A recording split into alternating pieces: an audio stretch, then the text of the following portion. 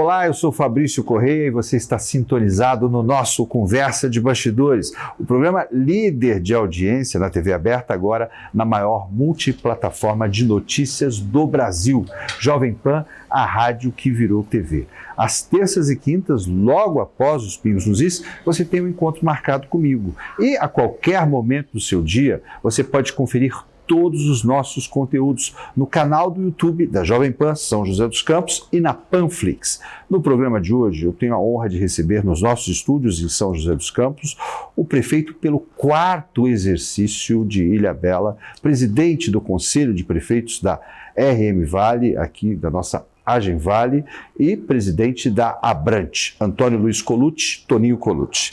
Seja muito bem-vindo aos nossos estúdios. Fabrício, um prazer enorme estar aqui com você hoje. Maior ainda estar na Jovem Pan. Afinal de contas, eu sempre ouvi Jovem Pan, principalmente quando morava em São Paulo, começava o dia ouvindo a Jovem Pan, que era a que tirava a gente da cama. Veja, tá na hora, né? Vambora, tá na hora. Então, isso tudo faz parte da minha história política. Então é um prazer enorme, sabendo do alcance que a Jovem Pan Vale tem, desse seu programa, da rádio, enfim. Vamos lá, a gente vai falar com a população. Prestar contas para a população é uma obrigação, uma tarefa que a gente tem que fazer. Quando eu fui convidado para vir para a Jovem Pan, eu falei, eu só vou se eu puder fazer aquele jargão. Agora, 20 horas e 2 minutos. Repita, 20 horas e 2 minutos. Ô Colucci, nós nos conhecemos há muito tempo, né? E é natural que um político, um gestor municipal, né, de uma certa forma, comece a achar que as coisas são como elas são por estar há muito tempo no mandato. Mas não é o seu caso. É o 4º mandato de prefeito de Ilhabela. E a cada mandato a gente vê um novo Colucci. A gente vê uma cidade em ebulição que passa por dificuldades financeiras, que cresce, que cria jargões que tomam conta do imaginário popular, como foi durante a pandemia, que você criou a capital mundial do home office. Agora, Ilhabela não existe. Pois é, Fabrício, é uma obrigação, né? Enquanto eu tiver o poder de me indignar contra o que eu imagino não estar correto, eu sirvo para a política. Se eu achar que está tudo assim, que está certo, eu não sirvo para a política. Então, o político tem que sempre procurar o melhor. Afinal de contas, a principal tarefa do político é melhorar a vida das pessoas. E essas pessoas esperam isso todo dia, que a gente melhore a vida delas, né? Esse modelo, né, Ilhabela não existe de bonito, não existe de tão maravilhoso. Cria, né, aquele desejo de quem lê aquilo e fala, mas como não existe? Eu já estive lá, então chama a atenção das pessoas. Então, Ilhabela existe sim, existe muito bem, é uma cidade maravilhosa, que quando as pessoas vão lá conhecê-la, se surpreendem, né? Nós temos um calendário de eventos para o ano todo, no calor máximo aqui, ou no calor mediano do meio do ano, Ilhabela está lá pronta para receber as pessoas e sempre de braços abertos. Colucci, dentro dessa, ainda falando um pouquinho sobre o desenvolvimento turístico, né, antes de falar da sua liderança, que vai muito além das fronteiras do município, né, essa questão da quebra da sazonalidade do turismo também foi algo que você implantou, né? A partir do momento das temporadas de verão, depois da Semana da Vela, que transformou Ilhabela na capital nacional da vela, a questão do home office, o não existe agora, que é um slogan impressionante, mas o que te leva a fazer essa gestão programada, né, para que Ilhabela não só receba o turista o ano inteiro, mas também tenha residentes contínuos? Bom, a gente tem que criar atrativos, né? Ninguém vai para uma cidade por ir, né? Então, você criar um calendário de eventos, né? Você divulgar esse calendário de eventos com antecedência, porque as pessoas precisam saber o que vai acontecer em Ilhabela. Você tem casa lá, você precisa ir lá pagar o teu jardineiro, se é casa de segunda residência, ou até para a própria população que mora lá, pessoal que mora mais perto, como é aqui a região do Vale do Paraíba, São José dos Campos, está muito perto de Ilhabela, agora com uma estrada modernizada, com contorno, com novas balsas reformadas, tudo isso aproximou Ilhabela do Vale do Paraíba, então as pessoas precisam ter vontade de ir para Ilhabela. E quem não é visto não é lembrado. Então a gente tem que estar mostrando para as pessoas, fazendo um calendário atrativo. Nós temos agora essa semana. O nosso calendário tem lá as festividades da Congada, né, que é a Semana de Cultura Caiçara. Na próxima semana, nós temos a sardinha, né? Quando eu fiz o primeiro festival da sardinha, todo mundo, sardinha, um peixe tão comum, popular. Eu estava andando de táxi em São Paulo, eu caio de São Paulo, sou paulistano. De repente, eu estava no táxi, comentei com o taxista, não lembro porque foi, só de Ilhabela. Ele falou, mês que vem eu estou indo para Ilhabela porque eu vou no Festival da Sardinha. Eu falei, pronto, deu certo. E é Festival da Sardinha, Festival da Tainha, Festival da Lula, Festival do Camarão, aí são os eventos esportivos, né? Tem o X-Terra, tem a Semana de Vela, tem a natação, as corridas. Então é sempre um atrativo, os culturais. A gente tem lá o jazz, tem lá o chorinho, então... E outros tantos, né, que eu nem lembro de cabeça. Quem quiser tem que entrar lá no site da prefeitura para se programar, porque sempre tem algo acontecendo. E os próprios feriados que existem no nosso calendário brasileiro. Então, e lá é calor o ano inteiro, não tem inverno em Ilhabela, né? Tem calor o ano inteiro. Nós estamos num mês que a gente é visitado pelas baleias, né? Quando você vai ter oportunidade de ver uma baleia, um mamífero de 10, 20 toneladas ali pertinho de você, fazendo ali as peripécias que a baleia faz. Você nunca mais esquece, Fabrício. Então, são vivências que só em Ilhabela o turista, ou o veranista, ou o morador vai acompanhar. Então, venha para Ilhabela porque nós estamos prontos para receber a todos lá.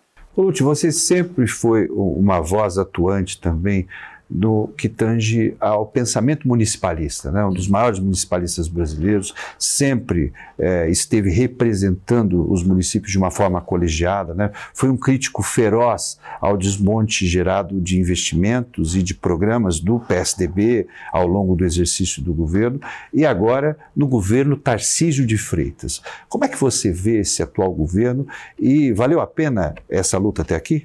Bom, primeiro, valeu porque a gente se livrou do PSDB, né? O PSDB que nasceu com uma proposta, né, das grandes lideranças, Mário Covas, né, Montoro, Fernando Henrique, Otônio Vilela Filho, Aloysio Nunes. Estou falando de São Paulo, né, que são os que são mais próximos a mim, Alckmin, né? Então a gente fez um projeto, que eu fiz parte do projeto, fundei o PSDB lá em Ilhabela, e de repente o PSDB, que tinha o slogan do PSDB, longe das benesses do poder, junto ao pulsar das ruas, né? Começou a ficar longe do pulsar das ruas e só pensando no poder. Então o PSDB passou. Eu estava falando da balsa agora há pouco, o desmonte que o Dória fez com os sistemas de travessias no estado de São Paulo, né?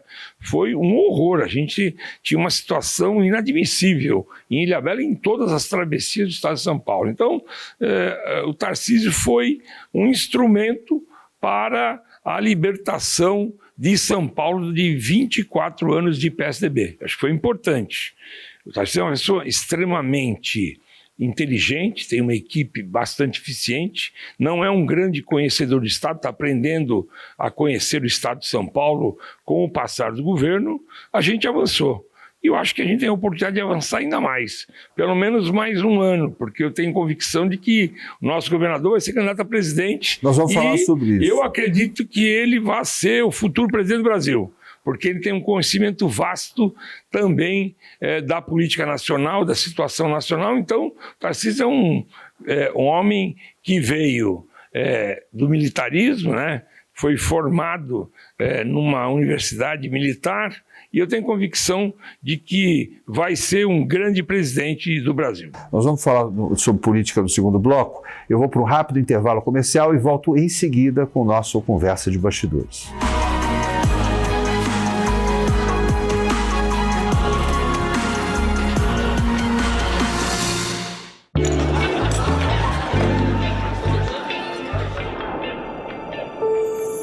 Que saudade! camarão, coco bambu. Ai, que saudade que eu tava. Saudade do melhor do Brasil. Reunir os amigos, brindar, sentir sabores únicos, a comida, a carne, os petiscos, o camarão. Coco bambu, o melhor do Brasil é a nossa especialidade.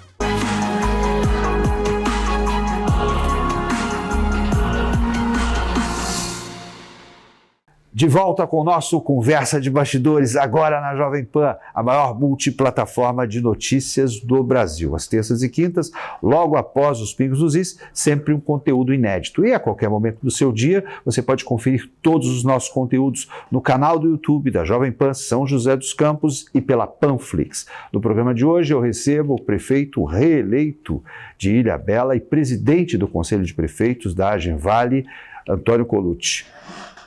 Toninho, no primeiro bloco nós falamos sobre as questões de Ilhabela, os 4 exercícios, a sua militância, falar um pouquinho sobre os desafios regionais. Você, recém-eleito presidente do Conselho da Agenvale. Primeiro, a Agenvale funciona? A RM Vale, né, a região metropolitana, ela reúne os 39 prefeitos e existem algumas necessidades, algumas ações que são comuns a todas as cidades. E é para isso que a RM Vale existe, para a gente defender a questão da saúde regional, da educação regional, né, do saneamento regional e, especialmente, da segurança pública.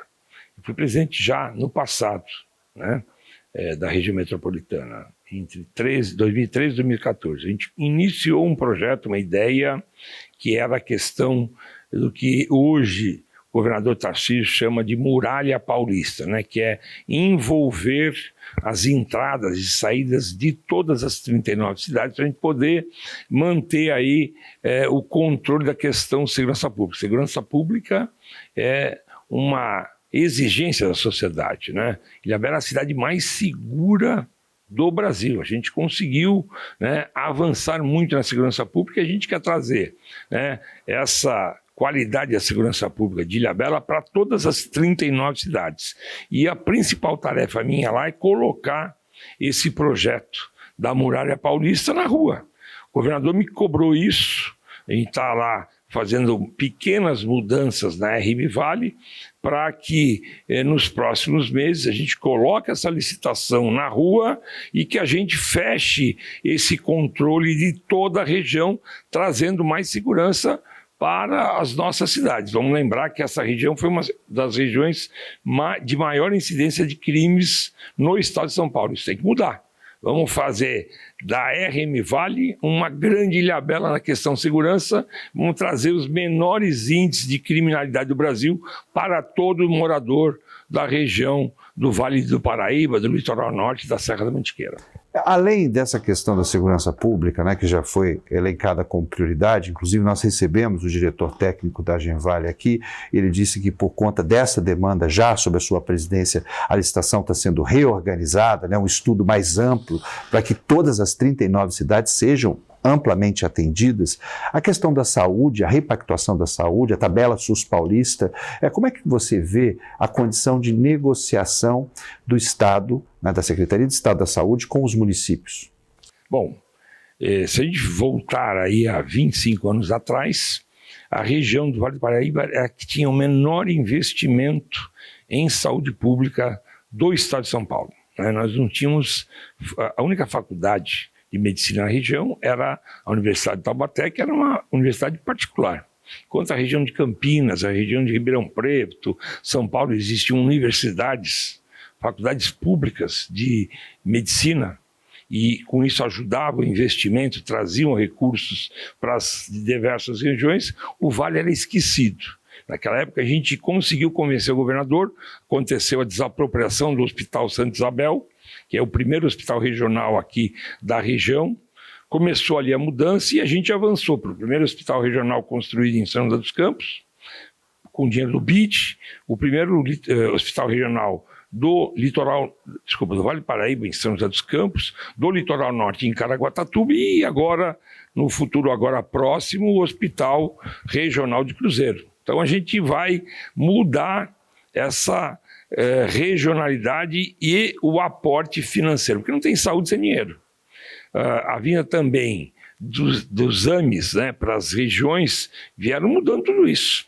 Então, a região do Vale do Paraíba, que estava esquecida financeiramente na questão saúde, faltava dinheiro, está mudando. Nós temos o PIB da região, traz 8% para o estado de São Paulo. Então, 8% do PIB estadual vem aqui da região nossa. A gente não pode ficar esquecido.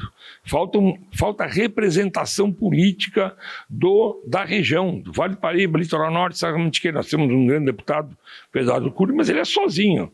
O Milton Vieira é da região, né, recente, mas não é um grande conhecedor da região. Então a gente precisa ampliar. Inclusive, ele está licenciado no momento. Né? Então, ele é secretário de Habitação do município de São Paulo. Né? Então, você vê que o litoral, o Vale do Paraíba, o Litoral Norte de Serra Mantiqueira, fica esquecido. Porque se não tem representação política, não consegue trazer recursos para a região. Nós temos hoje o presidente da Assembleia, que é o deputado André do Prado. Nós temos o deputado federal Márcio Alvino, que, embora seja de Guararema, faz uma atuação aqui integral, no Vale, né? Mas, mesmo assim, candidatos que têm registro de candidatura, que concorrem representando essa nossa região, são poucos que têm sucesso. Mas olha, eu estava falando no primeiro bloco, no segundo a gente ia falar de política, porque é justamente essa questão da representação do coletivo municipalista no Congresso Nacional. A gente tem visto que isso é uma escolha natural da sua trajetória política, né? Os prefeitos o procuram no sentido da resolução de problemas, não só do seu município, mas os municípios que circulam o município. E, por exemplo, agora você foi eleito também presidente da Abrante, né? Representando os municípios que dependem... Produtores, né? De petróleo e que têm instalações petroquímicas nas suas cidades. Então, que é uma discussão amplamente, né, colocada no cenário nacional sobre a questão da distribuição dos royalties do petróleo e o impacto nessas administrações, principalmente com a questão dos diversos modais energéticos, né? A gente tem visto uma diminuição da produção de petróleo no Brasil, a aquisição de petróleo no exterior, e isso impacta os municípios também, né? Por exemplo, Ilhabela tem um déficit programado de quase 200 milhões de reais por conta também da diminuição da arrecadação dos royalties. Mas como é que está esse trabalho? Fabrício, então assim, o petróleo ainda é o grande produto, o grande produtor de energia, né? Então o petróleo não vai deixar de ser importante nos próximos anos. Mas lógico, né? A energia eólica, a energia fotovoltaica está assim, assumindo espaços, né? Então, eu digo que num futuro médio, né, pode ser que o petróleo não seja o maior como é hoje. Agora, a queda de petróleo, a queda do valor dos royalties, isso aconteceu muito em função dos americanos, né? Os americanos, nos últimos 15 anos, desenvolveram, né, a exploração de petróleo derivado do xisto. Xisto sempre foi... Não é o petróleo raiz. Não, é o petróleo xisto. Que inclusive é mais poluente. Muito mais poluente, né? Então esse era o grande problema. O xisto, para ser transformado em petróleo, poluía demais. Os americanos melhoraram, mas os americanos não estão muito preocupados com o mundo. Então eles, poluindo ou não, vão produzir petróleo. Os americanos eram compradores de petróleo no mundo para poder abastecer as suas necessidades. Hoje são autossuficientes. Então o mercado passou a ter petróleo em excesso, né? Então é aquela lei da oferta e procura. Quando tem mais petróleo no mercado do que é o necessário, o preço cai. E foi essa queda do valor do barril do petróleo que está aí, vamos dizer assim, afetando a produção do petróleo no pré-sal. Tirar o petróleo a 7 mil metros de profundidade tem um custo. E quando esse custo ele é maior do que o barril vendido pelos árabes, por exemplo, a Petrobras tira o pé do acelerador. e aí compromete esse recebimento de royalties. Então, Até a gente vive momentos é meio que um difíceis. contrassenso, porque a gente viu agora o balanço da Petrobras dizendo que ela teve um lucro de quase 35 bilhões de reais, né? Que é um investimento necessário para o desenvolvimento socioeconômico dos municípios também, que... Mas ela compra petróleo barato, por exemplo, dos árabes, e vende no posto de isso gasolina. não entra na conta do Vende no royalties. posto, não entra na conta dos royalties, mas entra no balanço deles, né? Então o balanço é positivo, porque eles têm o mercado, Livre acesso ao mercado só mundial, eles podem fazer no Brasil, né, essa operação. A transformação do petróleo em combustível. É algo que é exclusivo da Petrobras. E, em função disso, eles fazem o balanço fica positivo nesse sentido. Não quer dizer que o balanço vem todo da produção de petróleo, né, que diminuiu no pré-sal em função disso, do valor do barril de mercado. Ô Colucci, agora nós estamos aqui numa conversa de bastidores, mas não é natural, pela sua representação e por essa demanda dos prefeitos, uma eventual candidatura ao Congresso Nacional nas próximas eleições? Mesmo estando no 4º mandato, mas numa situação até de coalizão política adequada para Ilhabela, né? Hoje Ilhabela já tem a maturidade para continuar o seu legado. Pois é, Fabrício, o partido da qual eu faço parte, o PL, está discutindo uma possibilidade de eu ser candidato, né? Eu tenho que lembrar que eu ganhei uma eleição e o compromisso é de ser prefeito por 4 anos, né? Então tudo isso está em jogo, né? Eu ouvi muito a sociedade de Ilhabela, a população, né? Eu tenho ouvido o partido, que é importante, tenho ouvido os políticos regionais, né? Os prefeitos, os vereadores, né? Então, a sociedade da região, e a gente está avaliando a possibilidade. É algo que, como eu disse para você, eu ainda tenho esse poder de me indignar contra o que eu não acho correto. Eu vi recentemente a sua manifestação em Brasília contra as fraudes no INSS, né? Fabrício, é inadmissível, né?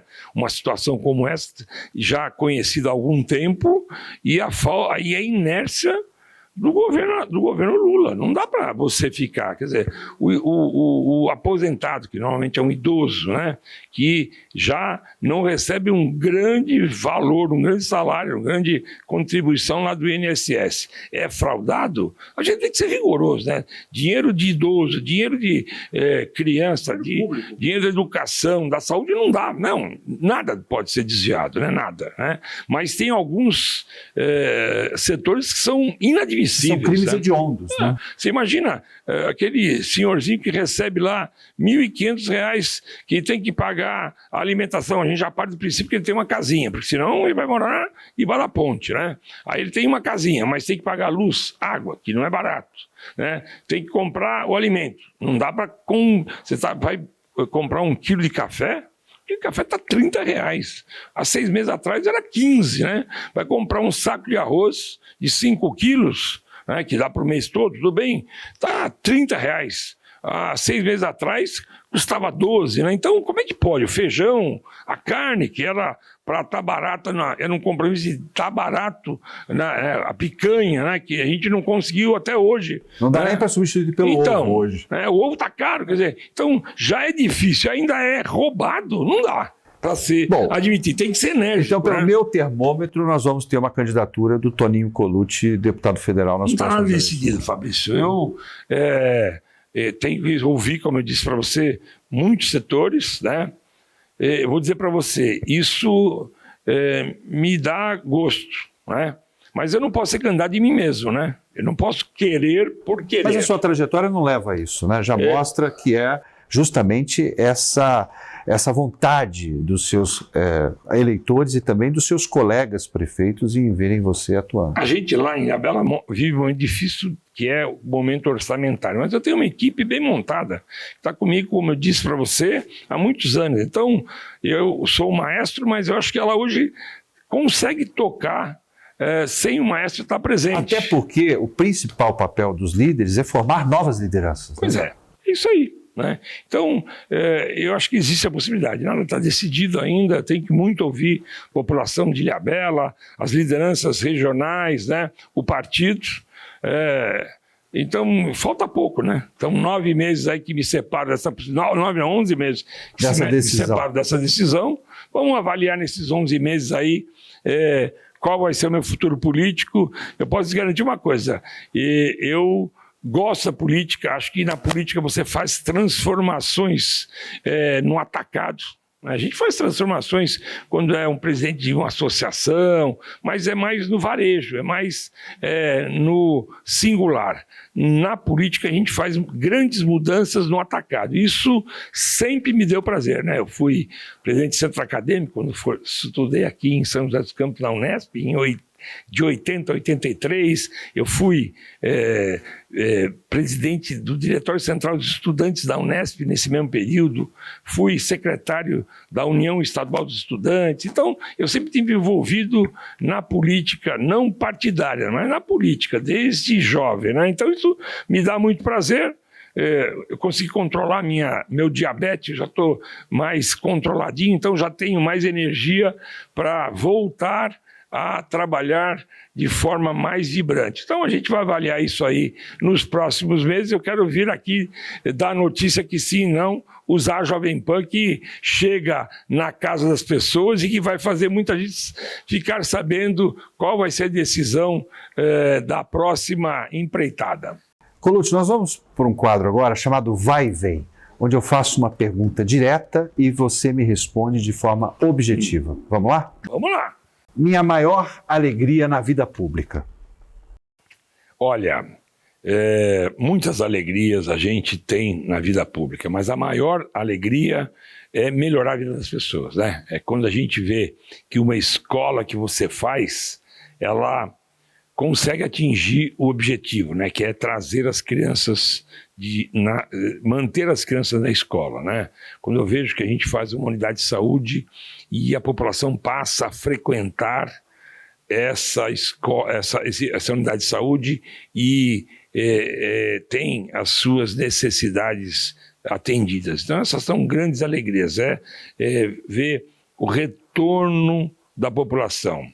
Eu fui assim, muitas vezes a gente se surpreende com algumas colocações da população, né? Então, um dia andando na campanha de Ilhabela, o cidadão me parou e falou: eu vou votar no senhor porque um dia eu estava lá no hospital com a minha mãe estava internada, o senhor passou de noite, e perguntou para ela se ela não estava sentindo frio, se não queria um cobertor. E ela falou que estava. 5 minutos depois, a enfermeira estava levando um cobertor para minha mãe. Eu vou votar no senhor por causa daquele cobertor. Então você vê que nem sempre são ações complexas que fazem você ganhar o voto. Muitas vezes são ações pequenas, né? Por você ter levado um cobertor, por você ter perguntado para um acompanhante de um doente se ele tinha jantado, e aí o senhor faz chegar ao jantar para aquela pessoa que estava junto com uma doente internada. Então, atender a população é a maior realização minha, é ver a população satisfeita. Uma inspiração na política? Minha grande inspiração na política foi o ex-governador Mário Covas, né? Mário Covas, olha, eu conheci Montoro, conheci Fernando Henrique, Geraldo, Serra, grande governador, mas o Mário Covas foi a minha grande inspiração. Ele era um guerreiro, ele não tinha medo de enfrentar os desafios, né? Embora não fosse palmeirense como eu, santista, né? Mas ele era uma pessoa que estava sempre pronta para o embate. Eu vi ele numa greve de professores saindo no meio da greve, levando guarda-chuva na cabeça, mas ele defendendo o que ele entendia ser correto. Então eu sempre me inspirei muito no ex-governador Mário Covas. Sou odontólogo porque saúde bucal representa? Pois é. Porque a saúde bucal é algo muito especial, né? É o sorriso das pessoas, pela boca que a gente se comunica, mas que a gente se alimenta. É algo fascinante a odontologia, né? Como eu disse, fui formado aqui pela Unesp, em São José dos Campos, me formei em 1983, né? Depois fiz um mestrado na USP de Saúde Pública, depois fiz doutorado em Administração Hospitalar. Então a saúde é algo que sempre me fascinou e a odontologia faz parte da saúde. Quando foi a última vez que eu fiz algo pela primeira vez? Meu Deus. Hoje. Estou vindo pela primeira vez na Jovem Pan. Então, hoje é o dia especial, porque eu não conhecia a Jovem Pan, fiquei admirado aqui com esse estúdio maravilhoso da Jovem Pan. Então, eu estou fazendo pela primeira vez essa vinda à Jovem Pan. Isso é alguma coisa que é muito especial. Sim, eu tenho 63 anos, faço 64 agora em junho, né? Então é difícil pensar em algo que eu estou fazendo pela primeira vez, né? A gente ganha uma experiência muito longa, a gente conta algumas histórias que o pessoal dá risada, né? Então são tantas as passagens interessantes que a minha vida ainda mais deu. Por ser caiçara, tem história de pescador também, né? Pois é, eu sou paulistano, nasci na Lapa, né? O meu pai é um migrante italiano, eram 7 irmãos, ele foi o único que migrou da Itália para cá com 25 anos. A minha mãe nasceu no Porto, em Portugal, e conheceu meu pai aqui no Brasil, né? Então, eu nasci na Lapa, né? Fui comerciante, tive posto de gasolina, tive sorveteria, ajudava meu pai na tabacaria. Meu pai era o italiano do Mercado da Lapa. Eu cresci atrás do balcão de uma tabacaria no Mercado da Lapa. Então, você imagina que eu fui para Ilhabela por causa da faculdade. Eu estava contando como é que a gente escolheu estudar em São José dos Campos. Naquela época, você prestava a FUVEST e só podia escolher um local, né, uma cidade. E nós escolhemos São José dos Campos porque era perto do litoral. Então, quando fazia calor, a gente ia para a praia. Quando fazia frio, a gente ia para Campos do Jordão. Então, estratégico. Era perto de São Paulo para voltar para pedir dinheiro para o pai. E era perto do Rio de Janeiro para as grandes festas do Rio de Janeiro. Então a gente escolheu São José dos Campos sem nunca ter pisado em São José dos Campos. Você imagina só. Uma turma de 10, todos prestamos o vestibular e fui eu o único que passei no vestibular. Então eu vim sozinho, minha turma, ninguém veio para São José. Eu cheguei aqui em São José pelo Pássaro Marrom, que naquela época era marrom, não é vermelho como hoje. Os ônibus, aqueles ônibus da Mercedes, aqueles 364, aqueles ônibus antigos, da cor marrom, desci na rodoviária e falei, meu Deus do céu, nunca imaginei, cidade não, isso aqui, ó, essa região aqui do Aquários era barba de bode, criava gado aqui, a avenida aqui era, ó, todo final de semana tinha racha, né, imagina só, então era uma outra São José dos Campos, né, então a vida tem muitas histórias. O Brasil que eu quero ajudar a construir para as próximas gerações a partir, né, de um mandato nacional. Vamos lá, Fabrício. Primeiro, como eu disse para você, a gente precisa decidir isso ainda, né? Nós temos que ser uma grande potência. Então a gente tem que mirar num país que daqui a 20 anos vai ser liderança, como hoje são os americanos, os chineses, né, os russos. O Brasil tem que estar nesse pacote. A gente tem que trabalhar para fazer esse Brasil virar a grande potência que todo brasileiro precisa e quer, que a América do Sul precisa. A gente tem que ser exemplo para a Argentina, para o Uruguai, para o Paraguai, para a Bolívia, para o Chile, enfim. A gente tem que ocupar o nosso papel na economia mundial. Olha, eu queria agradecer demais a sua presença nos nossos estúdios aqui em São José dos Campos, né? Desejar bastante êxito nessa nova gestão à frente de Ilhabela e estamos à disposição para reverberar um discurso positivo para o crescimento do país. Fabrício, eu agradeço mais uma vez você, eu agradeço a Jovem Pan São José dos Campos. Como eu disse para você, eu cresci, meu pai na tabacaria ligava e abria a tabacaria às 6 da manhã, né? A cidade estava amanhecendo, ele já estava lá com a tabacaria aberta, né? E a gente ligava na Jovem Pan, né? E ficava, vambora, tá na hora, vambora. Quer dizer, então, eu nasci ouvindo isso, né? A Jovem Pan faz parte da minha história. Então, estar aqui falando na Jovem Pan é um prazer enorme. Fico satisfeito, estou pronto para voltar sempre, porque a gente tem que prestar contas para a sociedade e uma dessas maneiras é falar com todos na casa deles, como vocês fazem. Esse foi o nosso Conversa de Bastidores, que recebeu o prefeito de Ilhabela e presidente do Conselho de Prefeitos da RM Vale, Toninho Colucci. A gente se vê no próximo programa. Até lá!